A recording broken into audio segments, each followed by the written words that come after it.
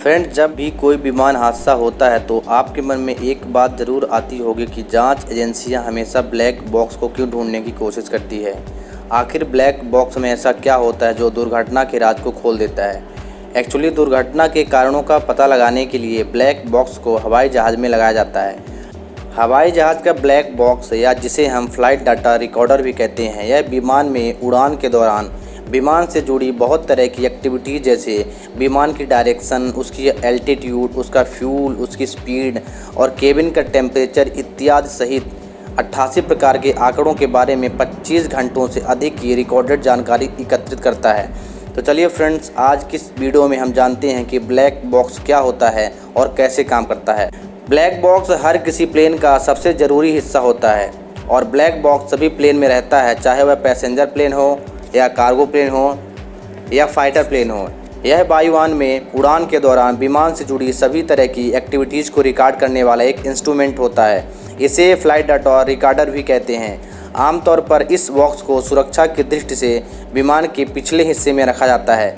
Black box बहुत ही मजबूत मानी जाने वाली धातु टाइटेनियम का बना होता है और टाइटेनियम के ही डिब्बे में रखा जाता है ताकि ऊंचाई से गिरने पर, समुद्री पानी में गिरने पर इसको किसी भी प्रकार से नुकसान ना हो, या फिर नुकसान हो भी तो नुकसान कम हो, इसलिए इसे एक स्ट्रॉन्ग मेटल से बनाया जाता है। साल 1954 में एरोनॉटिकल रिसर्चर डेविड वारेन ने इसका आविष्कार किया। तब इस बॉक्स को लाल रंग के कारण रेड एग कहा जाता था, लेकिन फिर भीतरी दीवार के काले होने के कारण इस डिब्बे को ब्लैक बॉक्स कहा जाने लगा। वैसे अब तक यह साफ नहीं है कि ब्लैक बॉक्स को ब्लैक बॉक्स ही क्यों कहा जाता है। इसका जो ऊपरी हिस्सा रहता है उसे लाल या गुलाबी रंग का रखा जाता है और यह इसलिए रखा जाता है ताकि झाड़ियों या फिर कहीं धूल मिट्टी में गिरने पर इसके रंग के कारण इसे दूर से ही देखा जा सके। चलिए अब जानते हैं कि ब्लैक बॉक्स काम कैसे करता है। फ्रेंड, ब्लैक बॉक्स में दो अलग तरह के बॉक्स होते हैं, जिनमें पहला होता है फ्लाइट डाटा रिकॉर्डर। इसमें एयरक्राफ्ट की, विमान की दिशा, ऊंचाई, फ्यूल, स्पीड और केबिन का टेम्परेचर इत्यादि सहित 88 प्रकार के आंकड़ों के बारे में 25 घंटों से अधिक रिकॉर्डेड जानकारी रहती है। इसके अलावा यह बॉक्स 11,000 डिग्री सेल्सियस के तापमान को 1 घंटे तक सहन कर सकता है और 260 डिग्री सेल्सियस के टेम्परेचर को 10 घंटे तक सहन करने की क्षमता रखता है। इस दोनों बक्सों का रंग काला नहीं बल्कि लाल या गुलाबी रंग का होता है, जिससे कि इसको खोजने में आसानी हो सके। दूसरा होता है कॉकपिट वॉइस रिकॉर्डर। यह बॉक्स विमान में अंतिम 2 घंटों के दौरान विमान की आवाज़ को रिकॉर्ड करता है। यह इंजन की आवाज़, आपातकालीन अलार्म की आवाज़, केबिन की आवाज़ और कॉकपिट की आवाज़ को रिकॉर्ड करता है ताकि यह पता चल सके कि हादसे के पहले विमान का माहौल किस तरह का था।